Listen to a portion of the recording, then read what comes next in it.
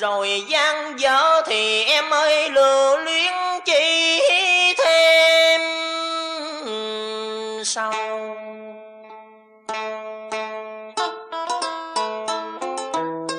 Gửi trao chi kỷ niệm buổi ban đầu, trao cho nhau tâm tình yêu tha thiết, là mình đem cay đắng để tận nhau. Người ta bảo yêu là gian dở, có mấy ai tròn mầm vợ ba